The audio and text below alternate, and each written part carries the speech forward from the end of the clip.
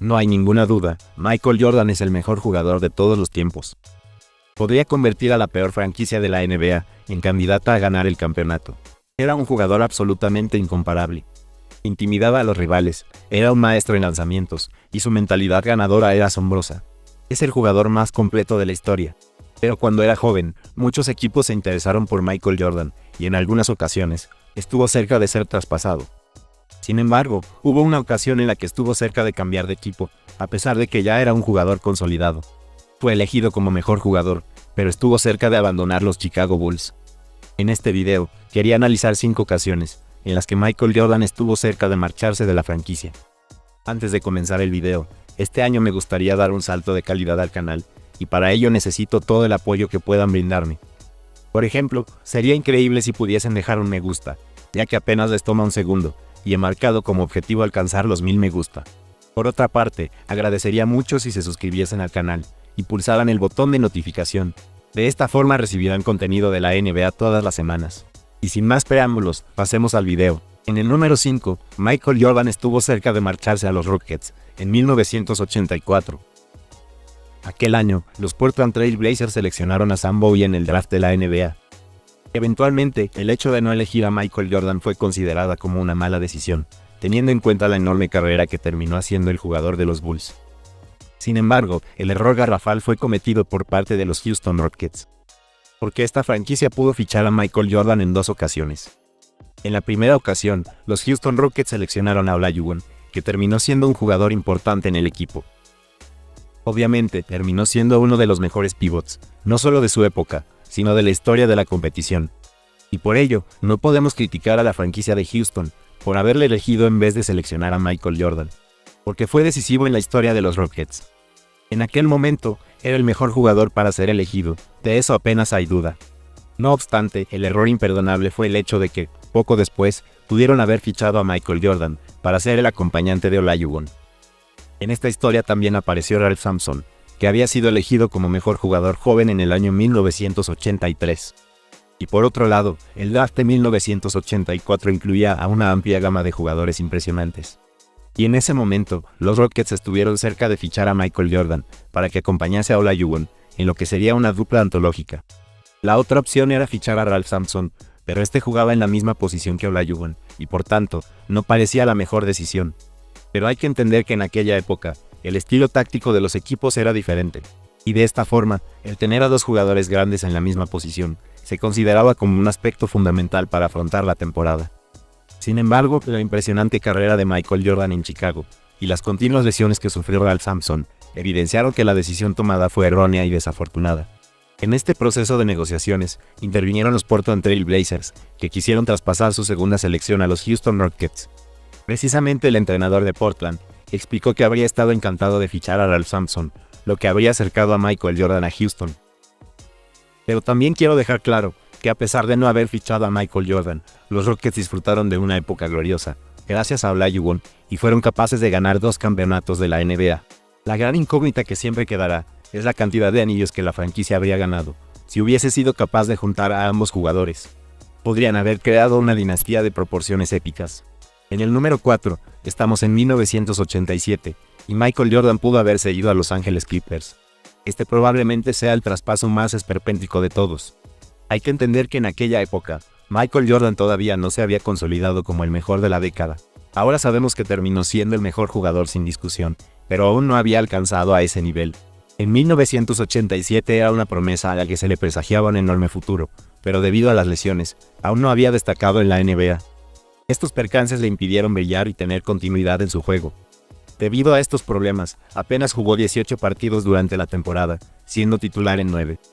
En el tercer partido de la temporada, sufrió una fractura en el pie, y teniendo en cuenta este paradigma, los Chicago Bulls se plantearon seriamente explorar nuevas opciones para suplir a Michael Jordan. En el libro escrito por el periodista Sam Smith, que se basa en Michael Jordan, se explica que el jugador estuvo cerca de ser traspasado a Los Ángeles Clippers. Para ello, se ofrecieron a varios jugadores en la operación, incluyendo algunas selecciones del draft, con el objetivo de obtener a Michael Jordan. Si los Bulls hubiesen aceptado las negociaciones, habrían terminado obteniendo un total de 5 jugadores, lo que muestra el enorme interés que los Clippers tenían por Michael Jordan. Honestamente, es entendible que Chicago se pensara seriamente el hecho de aceptar este acuerdo. Pero por otra parte, Michael Jordan terminó siendo el emblema de la franquicia, ganando 6 campeonatos, y con el paso del tiempo, es evidente que la decisión de no traspasarle fue perfecta. Decidieron no reforzar la plantilla con una amplia gama de jugadores, para confiar en Michael Jordan, y el jugador terminó respondiendo de manera legendaria. Su legado es una continuidad de triunfos sin precedentes. Pero hay que entender que, durante aquel año, los gerentes de la franquicia consideraban que Michael Jordan era un jugador ególatra. Y originalmente pensaban que, debido a su actitud narcisista, Michael Jordan no podría convertirse en el líder del equipo. En este contexto se llegó a 1988, 4 años después de que Michael Jordan fuera reclutado por primera vez. Por tanto, ya tenía experiencia jugando en la élite del baloncesto. En 4 años, Michael Jordan no se había consolidado como un jugador extraordinario, y el hecho de haberle vendido no habría resultado ser una mala decisión en aquella época. Pero con la perspectiva del presente, es obvio que el hecho de no traspasarle fue la mejor decisión. También es cierto que aquel 4º año, sus números comenzaron a mejorar considerablemente, y terminó siendo elegido como mejor jugador, y promedió 35 puntos por partido. Pero a pesar de su mejora, el dueño de los Chicago Bulls no pensaba que tuviese capacidad para liderar al equipo hacia la consecución del anillo. Básicamente, se le consideraba un gran jugador, pero sin la mentalidad necesaria como para convertirse en uno de los mejores de la historia. Todo ello a pesar de que sus estadísticas estaban siendo excelentes. Pero se le achacaba que no tenía un espíritu ganador como para triunfar. No obstante, Michael Jordan demostró que se equivocaron al juzgarle de aquella manera. Su complicidad con Pippen fue magnífica, y ambos hicieron historia en Chicago. Los 6 anillos de la NBA son la muestra perfecta de una carrera incomparable. Pero aún así, tardó bastante tiempo en saborear las mieles del triunfo. Y es por ello que resulta llamativa la insistencia de los Clippers por ficharle. Recordemos que ofrecieron hasta 5 jugadores para obtener a Michael Jordan. La razón se debe a que el dueño de los Clippers estaba furioso y quería superar a los Lakers como mejor equipo de Los Ángeles. Este es Donald Sterling, que fue sancionado hace unos años por sus comentarios racistas. I'm not a racist. I made a terrible, terrible mistake. I wasn't raised the way you were raised. Well, then, if you don't feel, don't come to my games. Don't bring black people and don't come. Do you know that you have a whole team that's black that plays for you? I support them and give them food and clothes. I'm not a racist. Stop it. Get some help. Era un hombre extremadamente racista, que usó su poder para obtener todo lo que quería, razón por la cual pudo permanecer en la liga durante tantos años. Era un implacable hombre de negocios. Realmente no se preocupaba por los jugadores en sí, únicamente por el dinero que podía generar a través de ellos, y sabía que Michael Jordan podría convertirse en el icono de la franquicia. Los Ángeles Lakers tenían a Magic Johnson, y si Los Ángeles Clippers hubiesen fichado a Michael Jordan, se habría generado una rivalidad de dimensiones extraordinarias. Lo que parece evidente es que Michael Jordan no habría tenido tanto éxito jugando en los Clippers, porque Donald Sterling no habría querido gastarse una millonada por otra superestrella. Con Michael Jordan le hubiese bastado para generar dinero. Para él, Michael Jordan se habría convertido en el símbolo monetario de la franquicia. Obtener la supremacía en Los Ángeles era esencial para las ambiciones de Sterling, y los Lakers tenían estrellas como Magic Johnson y Pat Riley. Por otra parte, los Clippers estaban lejos de igualar su nivel, mientras que los Chicago Bulls tenían una plantilla con capacidad para triunfar en el futuro. Parecía que, si realizaban buenas adquisiciones, podrían convertirse en uno de los grandes equipos de la NBA. Finalmente, rechazaron la propuesta de Los Ángeles Clippers para apostar fervientemente por Michael Jordan, y como todos sabemos, eventualmente esta decisión fue excelsa. En el número 3, volvemos a 1984, cuando Michael Jordan pudo ser intercambiado por Julius Erving. En aquella época, la franquicia de Filadelfia estuvo muy interesada en fichar a Michael Jordan, mientras que Julius Erving estaba al final de su carrera. Michael Jordan acababa de llegar a la NBA. Paradójicamente, Julius Erving era uno de los ídolos de Michael Jordan, y este reconoció que ambos eran similares. ¿Es posible que el estilo de juego de ambos sea parecido? Pienso que somos parecidos, pero no solo Irving y yo. También hay otros como Magic Johnson, Larry Bird o Isaiah Thomas, que intentamos ser ejemplos para la sociedad, y ese aspecto nos hace similares. Pero creo que nadie puede igualar el legado de Julius Erving. Hasta los años 80, Julius Erving era considerado como uno de los mejores jugadores del campeonato, y su figura contrastaba con un recién llegado como Michael Jordan. Por ello, si lo hubiesen intercambiado por Michael Jordan, habría causado una conmoción tremenda en el campeonato. No hay duda de que la coyuntura de la década habría sido totalmente distinta. aunque de haberse llevado a cabo, habría sido una gran gestión por parte de Filadelfia. Por otra parte, el equipo acababa de ganar el anillo de la NBA. El propio Julius Erving, a pesar de su veteranía, seguía mostrando un rendimiento excelente. En aquel equipo, su protagonismo era esencial, y era el complemento perfecto para Moses Malone, que fue elegido como mejor jugador de la liga. Esta dupla fue vital para la época gloriosa de Filadelfia, y por ello es sorprendente que quisieran intercambiarle por Michael Jordan. Además, Michael Jordan habría tenido que soportar una presión muy elevada al sustituir a Julius Erving. Es posible que la operación se quisiese realizar pensando en el futuro de la franquicia. De hecho, el dueño del equipo, Harold Katz, seguía muy de cerca a Michael Jordan durante su etapa en Carolina del Norte, porque él veía muchas similitudes entre ambos jugadores. Lo que es evidente es que tenía una aguda intuición respecto a los jugadores. No obstante, perdió la oportunidad para traer a Michael Jordan a Filadelfia. Finalmente, Julius Erving se retiró en el equipo, y Michael Jordan nunca jugó en Filadelfia, donde habría coincidido con grandes jugadores, como Moses Malone y Charles Barkley. La cuestión es que el propio Katz reconoció haber tenido un acuerdo con el propietario de los Chicago Bulls, que por aquel entonces era Jonathan Kovler, para incorporar a Michael Jordan. Pero finalmente, el manager general de los Bulls, que era Rob Thorne, rompió el acuerdo, y el propio Katz reconoció que habría aceptado el acuerdo. Esta historia ha sido recogida en el libro escrito por Pat Williams, en el que se analiza al equipo que triunfó a principios de los 80. El resumen es que Michael Jordan estuvo muy cerca de llegar a Filadelfia, que por aquel entonces era un equipazo, y podría haber creado una dinastía similar a la que produjo en su etapa en Chicago. Junto a Charles Barkley, podrían haber formado una dupla espectacular. En el número 2, tenemos a Michael Jordan y a Jack Sigma.